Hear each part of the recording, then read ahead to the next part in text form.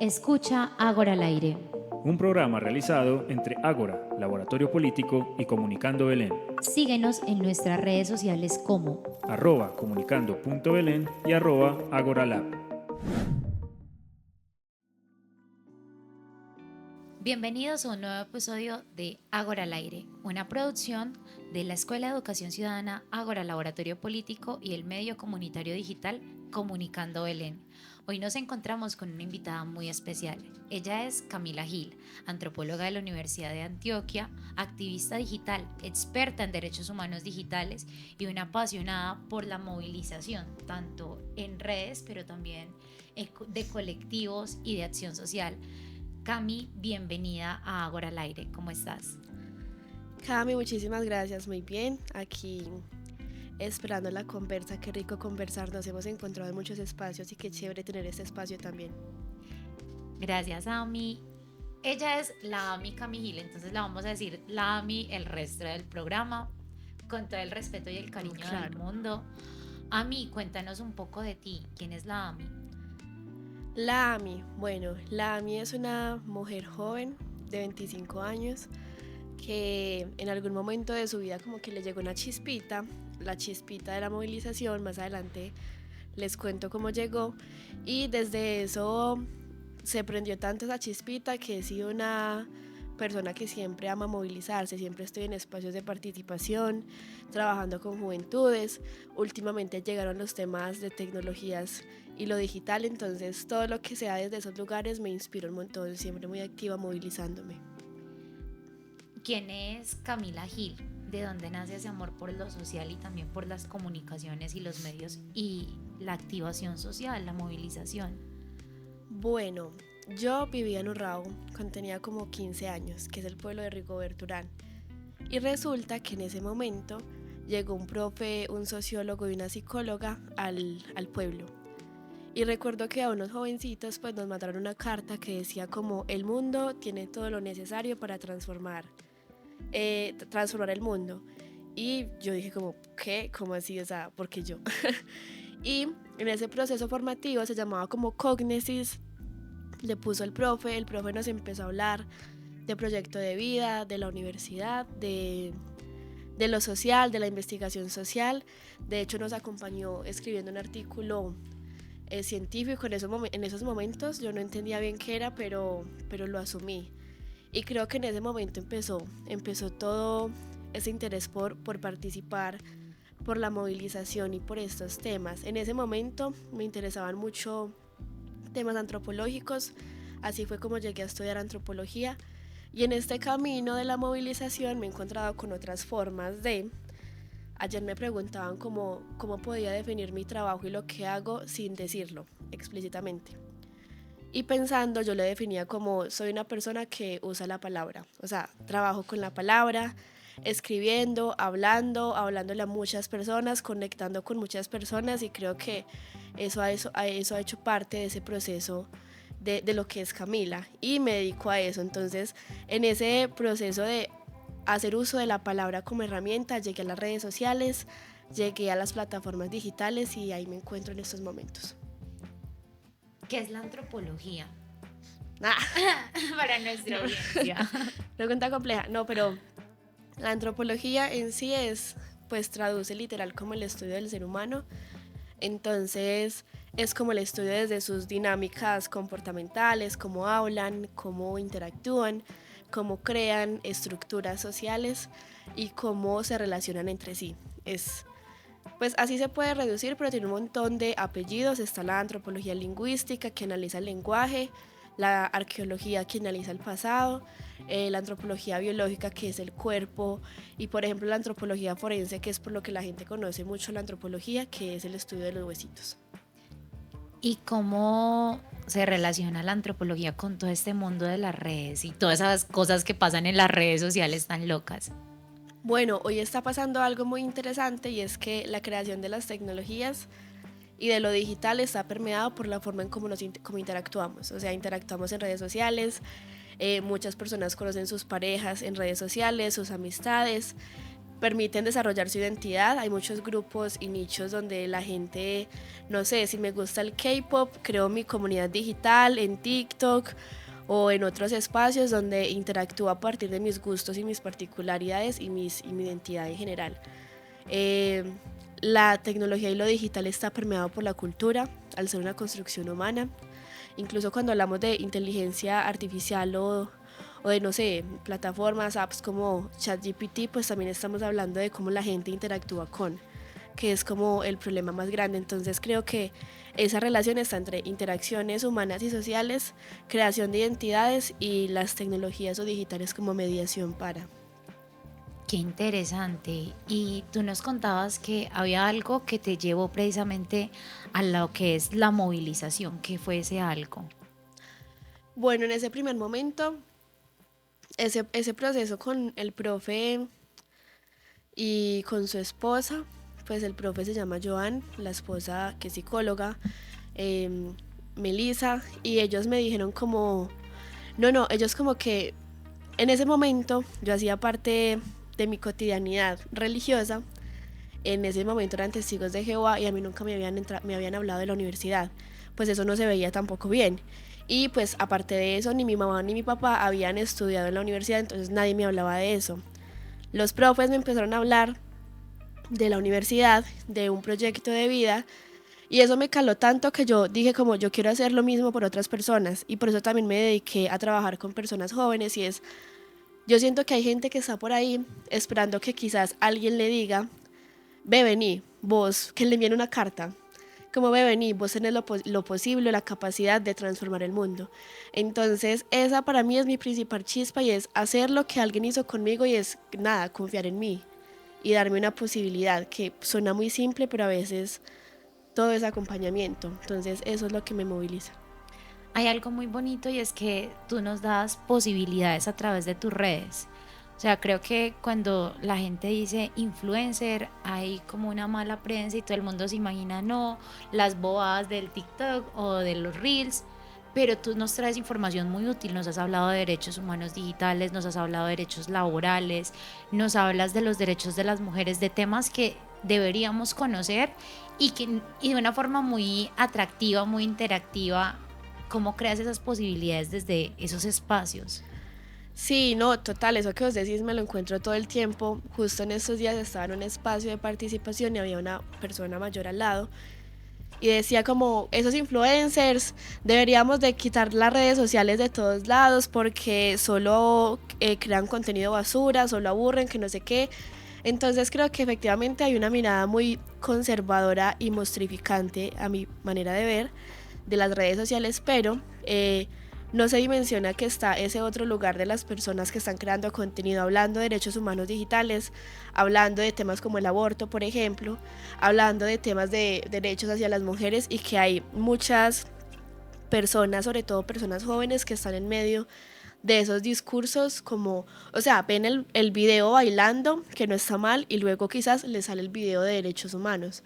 Entonces eso es muy poderoso, porque sí creo, aquí arbitrariamente voy a decir que hoy en los colegios y en las generaciones más jóvenes se están dando discusiones que antes no se daban, y creo que eso también es por las plataformas digitales. Uno va a los colegios y ya los jóvenes de noveno están hablando de masculinidades frágiles. Eso no pasaba en mi generación. Totalmente. Están hablando del aborto, están hablando de un montón de derechos, y creo que también tienen esa puerta que es lo digital. Entonces sí, está el video de baile, que no está mal, pero también está el contenido que puede ser educativo, que puede ser informativo, y que también alguien tiene que hacerlo, a pesar de que es muy retador, porque las mismas plataformas suelen censurar ese tipo de contenido. No, y ellas mismas lo han dicho, no estamos diseñando esto para medios o para que ustedes hablen de temas políticos, pero pues hay que hacerlo, ¿cierto? Alguien lo tiene que hacer, alguien tiene que derrumbar ese muro o ese algoritmo, y creo que de eso se trata también. Hay algo que me llama muchísimo la atención dentro de esa censura y es porque no hablar de lo político, o sea, nuestros cuerpos, nuestra existencia en sí misma es política, y creo que desde esos espacios de activismo juvenil, precisamente la política es lo que sostiene. Entonces, a mí, cuéntanos tú qué piensas al respecto y cómo has, pues, cómo has construido todo este tema. De acuerdo, pues como que hay que hablar de estos temas, son temas que nos transversalizan, son temas que nos afectan, son temas de los que estamos tomando decisiones todos los días porque alejar a las personas de estos temas. Yo tuve hace poco un encuentro con alguien de Meta aquí pues en Latinoamérica y le preguntaba eso, como bueno, ¿qué está pasando y por qué queremos que las personas no consuman contenido político? Y la respuesta es que, pues que como empresas, al estar en tantos países, no tienen cómo controlar esto y cómo regularlo, y que a veces se les suele ir de las manos y empiezan a hacer como uso de discursos políticos. También hay un asunto muy moral, y es cuando se toman estas decisiones desde las empresas de las plataformas, dicen como es que hay personas que no están, o sea, como que hay temas que pueden afectar los derechos humanos, como el aborto. Pero entonces, ¿desde dónde se están parando? Desde los derechos de quién para decir que es censurable o que causa daño hablar del aborto, ¿cierto? Y pasa lo mismo que pasaba hace 20 años en los colegios cuando no se podía hablar de educación sexual. Pues eso no quitaba que las cosas pasaran, ¿cierto? Entonces creo que todavía es una mirada muy conservadora de las plataformas que se están cuidando como empresas y que no saben cómo mediar este tipo de temas a nivel local, no tienen cómo, o que sí, pero no saben cómo hacerlo así.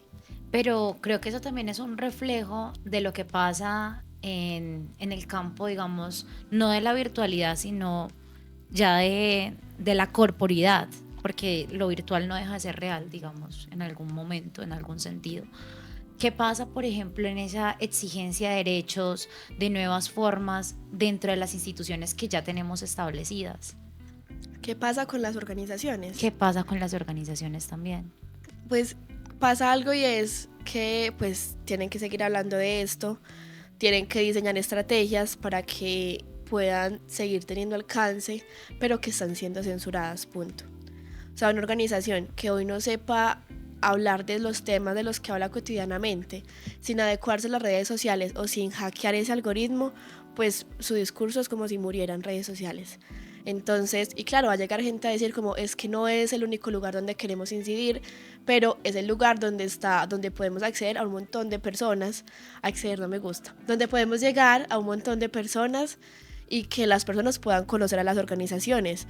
Hoy la mayoría de personas, a pesar de las condiciones de acceso que hay en un país como Colombia, pues tienen redes sociales.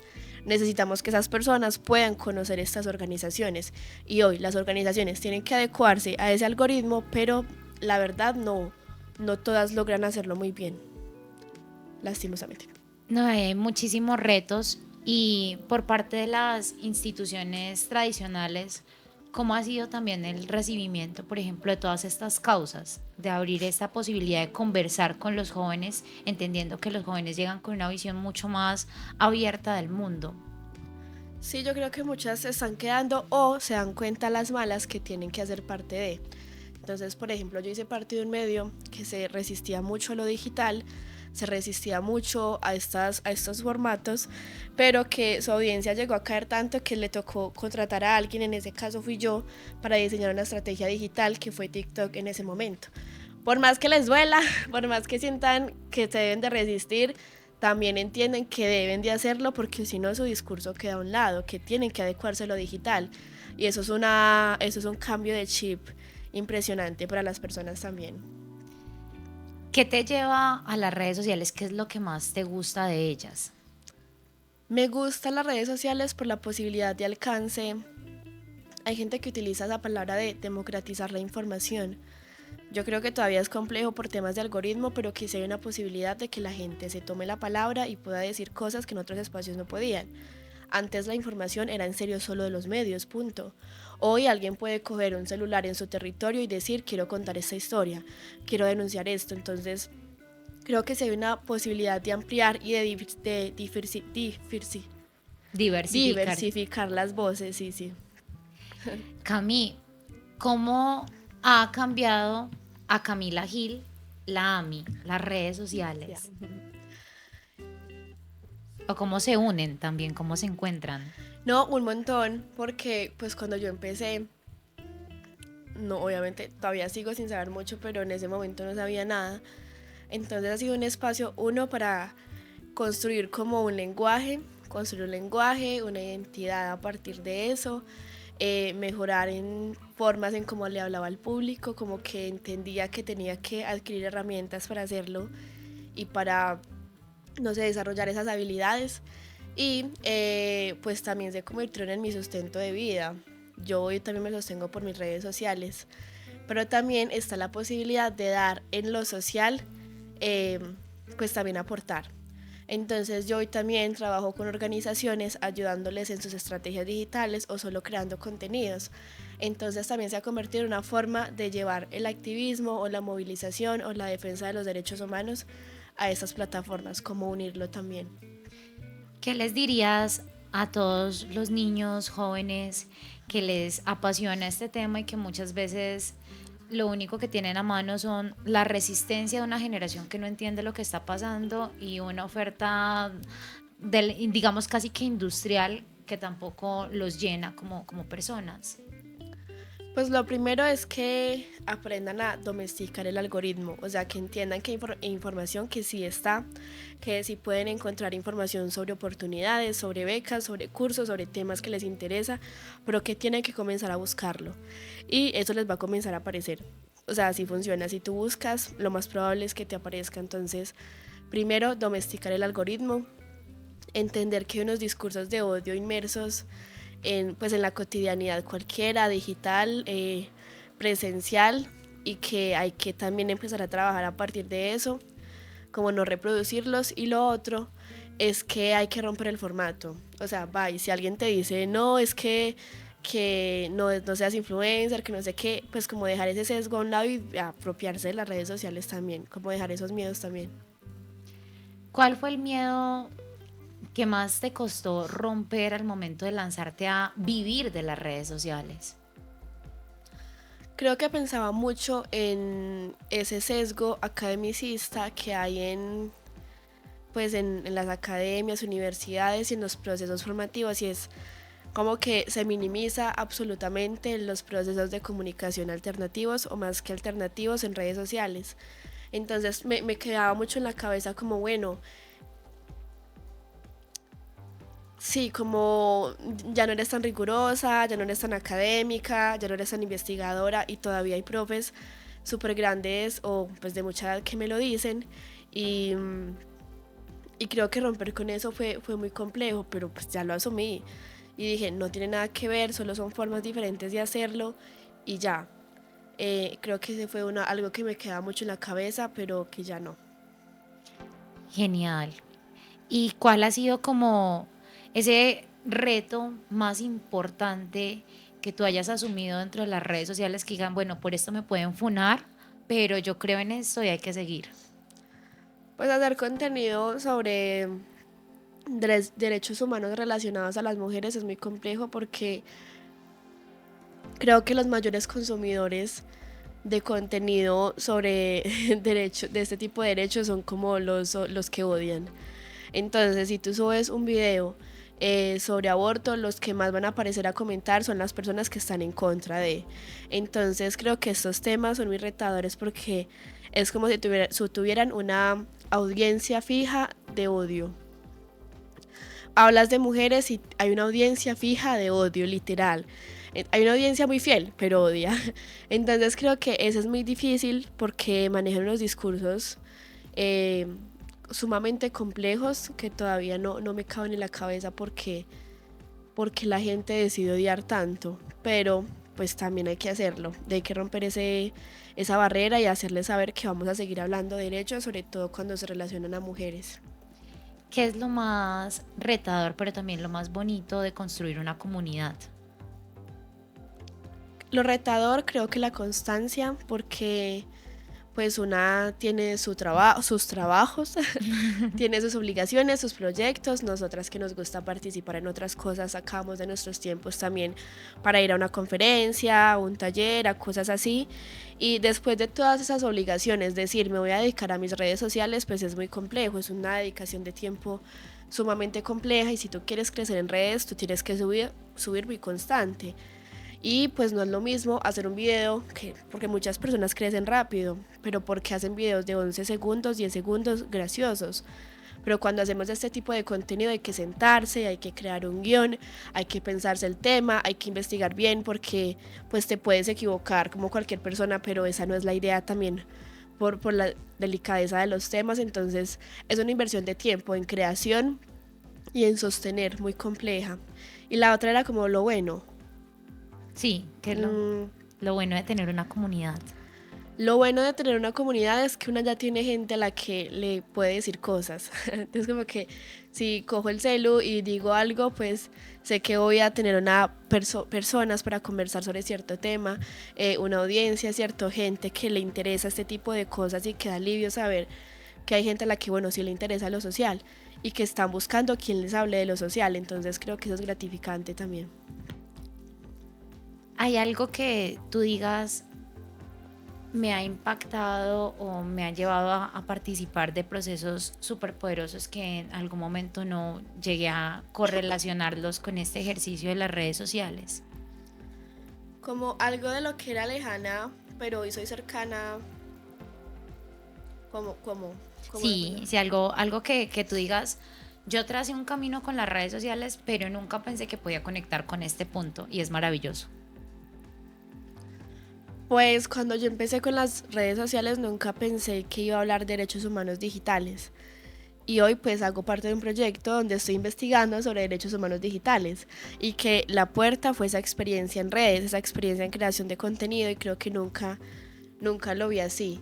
Lo otro es que tampoco me imaginé creando contenido para organizaciones sociales, porque a veces donde menos plata hay es en las organizaciones sociales.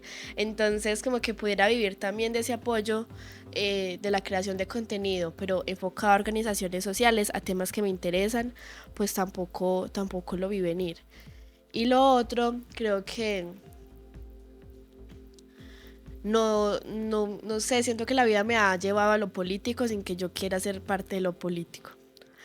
Pues desde creación de contenido, ejemplo de lo electoral o de estos temas, y creo que esta creación de contenido me ha llevado también a estos temas y a que me gusten estos temas desde hace algunos años, pero no fue lo primero por lo que yo decidí participar, pero aquí estoy. ¿Cuál crees que es la mayor responsabilidad que tienen los creadores de contenido hoy respecto a sus audiencias y tú que ya entiendes esas incidencias de lo político en la vida directa de las personas? Creo que hay una responsabilidad grande en cómo se dicen las cosas, cómo se moviliza la información, porque ya hemos visto y verificadores de fuentes de información no es que haya muchos y que si vos decís algo que puede ser complejo, no sé, escandaloso, la gente lo va a asumir y ya. Entonces, y que es muy fácil y que incluso esas son estrategias de muchas personas, políticos o medios o infinidad de lugares para que su contenido pegue, y es que se cae muy fácil en decir voy a hacer, no sé, controversias o hacer uso de discursos de odio y solo por crecer, eso es muy común. Entonces creo que hay un reto en cómo se dice la información sin necesidad de caer en esos escándalos y necesidad de, y me parece muy importante también no replicar esos discursos de odio que son tan comunes como en la cotidianidad. Ya hay mucha gente odiando, que nos vamos a poner a odiar en nuestros contenidos. Creo que es un reto también. Y esa invitación a los jóvenes que a veces crecieron con un entorno muy mezquino y violento respecto a lo que es la política y que hoy, debido a las redes sociales y a creadoras y creadores como tú, se ven inspirados a interesarse por estos temas. Bueno, no sé, está difícil. ¿Qué se le puede decir a estos jóvenes? Bueno, primero que les entiendo full, como ese desgaste institucional, esa resistencia a muchos temas políticos, pero pues qué bien que ya hay un interés. Y yo creo que hay algo importante y es que no es que sí, efectivamente la gente está desgastada, pero a la gente sí le interesa saber si se lo sabes contar. Entonces no es solo asumir como, bueno, que alguien me lo cuente, sino también como, vengan, ustedes también pueden contar estas cosas. Podemos buscar información, podemos verificar fuentes, podemos hacer uso de ciertos datos y así como alguien me los cuenta, yo puedo hacerlo y hacer que la gente sea más cercana y se cotidianice más con estos temas sin sentir ese desgaste institucional. ¿Tú cómo llegas a la decisión de convertirte en creadora de contenidos? ¿O es algo que pasa o dijiste, no, voy a hacerlo? Pues resulta que yo empecé por una convocatoria que hubo de la Comisión de la Verdad, donde se invitaba a gente a crear contenido en TikTok por unos meses sobre el informe final. Yo me postulé y quedé, pues porque siempre me gusta mucho presentarme a convocatorias, pero no porque yo lo tuviera como meta. Y en ese proceso conocí a otras y otros creadores de contenido como Ecuaneco, Jessica Blanco, Paula Forero, Laura Camila, que creo que es una de las que más se está pegando. Empecé con Lalif también, con Lalif de Guapi, y creo que ya él sí despegó full, es uno de los más top en estos momentos. Entonces empecé en ese proceso, en esa convocatoria pasé, aprendí mucho, tuvimos unas sesiones con TikTok Latinoamérica, donde nos explicaron varias cosas, y creo que ese fue el plus, como que me conecto y dije, bueno, yo quiero hacer esto y quiero hacerlo como ellos lo hacen, quiero crear mis formas. Creo que de todas, de ese grupo, yo soy la que menos se ha dedicado, de hecho, porque yo no me he dedicado tanto a mis redes, como si lo han hecho ellas y ellos, sino que yo me he dedicado a otros lugares. Entonces yo he estado, por ejemplo, lo que te conté ahorita, estuve en un medio casi un año diseñando una estrategia digital y creció su cuenta de TikTok. He estado apoyando a otras organizaciones, he estado en proyectos de investigación, como te contaba ahorita, como es este de derechos humanos digitales, pero que ese en definitiva fue mi momento, mi plus de decir quiero hacer esto, a pesar de que comencé con eso y terminé encontrando otro montón de puertecitas en medio de, pero relacionadas a. Las redes sociales son una nueva ventana y el Internet en general nos abre un mundo de posibilidades que miramos muy lejanas para otras generaciones y presentan esa posibilidad también de movilización social, de cambiar nuestra vida. O sea, hoy podemos acceder a talleres, a información, a conocimiento que en otro momento de la historia hubiera sido impensable por nuestra ubicación geográfica, por nuestras condiciones socioeconómicas o por nuestro nivel académico. ¿Cuál es tu invitación a todas las personas que puedan escuchar o que puedan ver este programa respecto a las redes sociales, como a cambiar el paradigma?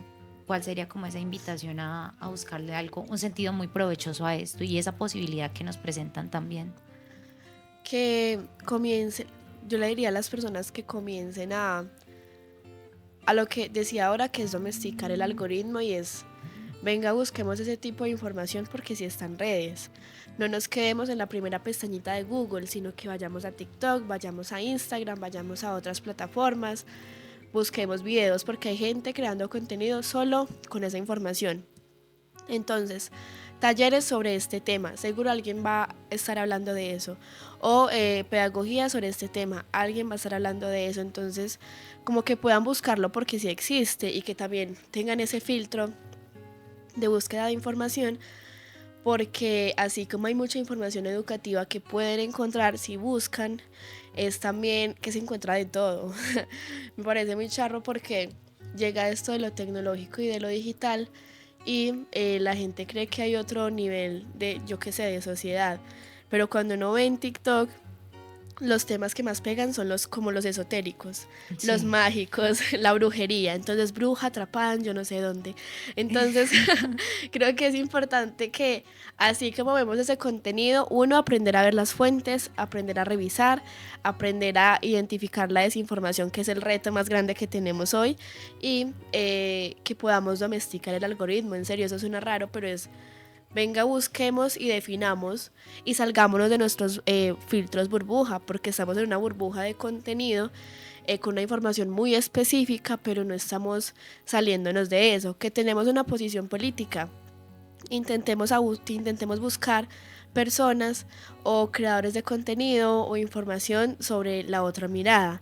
Que estoy viendo mucho contenido sobre esto, vamos a buscar sobre talleres, vamos a buscar sobre cursos, pedagogías, lo que sea. De verdad que hay una infinidad de contenido, como que esa masificación de la información también viene con los retos que hay que asumir, pero aprovechemos que hay tanta información que es masiva, a buscar y a estar como, no sé, cacharreando, por así decirlo. ¿Y qué les dirías a las personas, sobre todo niños y jóvenes, que ven en las redes sociales un proyecto de vida, pero sin entender un poco todo ese mundo y esas posibilidades que tienen en sus manos con estos teléfonos? Bueno, para mí esa pregunta es compleja porque cuando voy, no sé, a un colegio y hay un profe ya muy cuchito que dice como, ay no, es que ya todos quieren ser influencers. Yo digo como, pero bueno, antes querían ser narcotraficantes, ya por lo menos tenemos otros referentes. ¿Qué Sí, les diría? Como, bueno, qué bueno que tienes un referente, puedes buscar más, hay más referentes, pero si lo vas a hacer, diseñate también una propuesta ética, que eso es una, yo creo que uno le dice eso a un joven, es como una propuesta ética que es, pero que vos puedas empezar a decir desde temprano, mira, hay que hacer cosas de forma que vos cuides a las demás personas, hay que hacer las cosas de forma que te cuides a ti misma también, porque eso también es estar inmerso e inmersa o estar también al frente de un montón de personas con un discurso de odio. Entonces creo que hay un montón de aristas para mirar, pero que también pueden buscar más proyectos de vida. A veces elegimos lo que primero se nos aparece porque es lo único que conocemos, pero ¿qué tal si buscamos más posibilidades? Ya si buscamos todas esas posibilidades y decimos como, bueno, esta es en definitiva la que me llama más la atención, pues bueno, pero que sí está la posibilidad de buscar un montón. muchísimas gracias, Cami. Y como este es pues Ágora al Aire, un programa también de conversación política, nos gustaría llevarte a un escenario ideal Ok. que puede no ser tan improbable en unos años. Y es, si por alguna circunstancia tuvieses que asumir, bueno, digamos 5 minutos, la presidencia de Colombia y tienes la atención de todos los colombianos en ese momento, ¿qué harías, qué decisión tomarías o qué mensaje les enviarías? Bueno, primero mensaje y es que no salgamos de la burbuja en la que vivimos como colombianos y colombianas, porque vivimos en un discurso donde en serio están permeando los discursos de odio con muchísima fuerza. Entonces sería una invitación como, venga, miremos hacia adentro qué tenemos, o curemos esas heridas porque odiamos al que se ve diferente, porque odiamos a quien tiene un color de piel diferente a la mía. Entonces creo que me gustaría enfatizar mucho en esos discursos de odio, como venga, trabajemos a partir de eso. Y necesitaría más de 5 minuticos para pensarme un proyecto o programa que pueda trabajar eso, pero quedo con la tarea. Con la tarea. La diversidad es súper importante, la inclusión es muy importante. Y ya para finalizar y despedirnos de este programa, quiero que nos des, no sé, una recomendación o un por qué la incidencia, un por qué la participación ciudadana. Creo que todas las personas necesitamos sanar un montón, como que de verdad que todas las personas tenemos heridas. Y cuando nos pensamos en incidencia ciudadana, también está la posibilidad de pensarnos temas como la cuidadanía, que es el cuidado en ciudadanía. Nos podemos pensar derechos que nos transversalizan, nos podemos pensar la participación desde lugares que nos permitan, no sé, dignificar la vida y si la incidencia y la movilización es una posibilidad de vivir más bonito, de vivir, no sé, de una forma más empática con las otras personas, pues hagámosle, ¿cierto? Ojalá todas las personas tuvieran su proyecto de incidencia, como tú tienes Ágora, como yo tengo Infoactivismo, como otras personas trabajan por otros temas, ojalá cada persona tuviera su proyecto de incidencia y pudiera sanar un poquito, aunque sabemos que a veces ni siquiera en los procesos de incidencia esto es una seguridad, pero que si este es el camino a sanar como lo ha hecho con nosotras, pues hagámosle. Déjanos tus redes sociales. Bueno, me pueden seguir en Instagram y en TikTok como la Ami Camila Gil. Tengo Twitter, pero casi no lo uso. Pero sobre todo Instagram y Camila Instagram y TikTok como @la Ami Camila Gil. Muchísimas gracias, Cami, por acompañarnos y a ustedes por estar siempre presentes en Ágora al Aire. Hasta un próximo episodio.